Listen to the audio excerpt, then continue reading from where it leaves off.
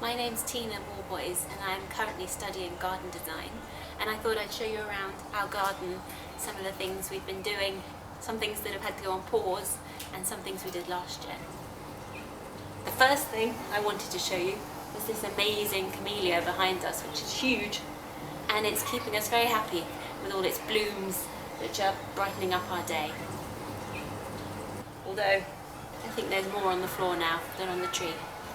The next thing I'd like to show you is our polytunnel and what's going on in there.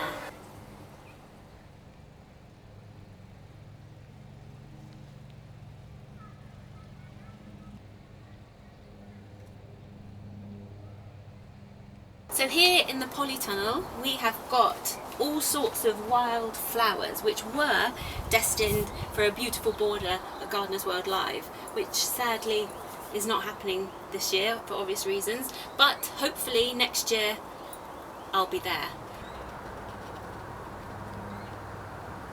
The concept was a wildflower meadow, but in a border. I wanted to show how you didn't need a big swathe of lawn to create a wildflower meadow, or indeed you don't want to give up an area just to turn wild. You want a bit more of a curated, designed feel.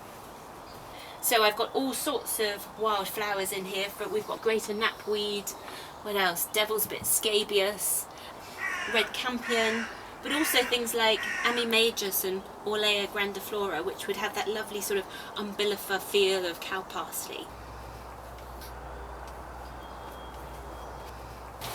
Down here we've got some lovely grasses. This is silky bent grass, and also we've got some lovely clump forming Discampsia here, which would work through the border as well.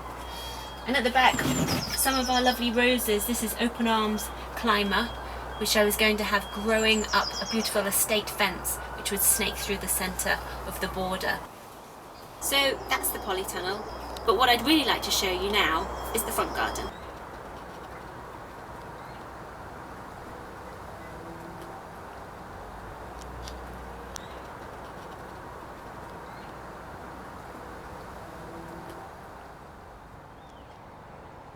So here we are in our front garden, and I'm really pleased with it. This is the first garden I started from scratch.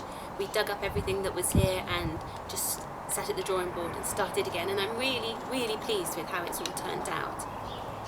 What was most important for me was to create a garden that really felt like it belonged in the area. I wanted something different that would catch the eye, but that still felt at home in the street. So one of the things I looked at is the colours of the buildings around us, and they're predominantly rendered white. So I kept the garden just to a clean palette of greens and whites. So almost everything in here flowers at some point with a little white flower. But I think by far my favourite thing in the garden is these beautiful Amelenchia trees that have the most beautiful blossom in spring, then the leaves turn green and it has little berries on that the blackbirds love through the summer, and I just love the way the little brown leaves pick up in the red brick of the garden, and then in autumn the leaves change again to a fiery red. Well, thanks for joining me in our gardens here in West London. I hope you enjoyed it. I've enjoyed showing you around all the things we've been doing, and hopefully we can all get out and see each other again soon.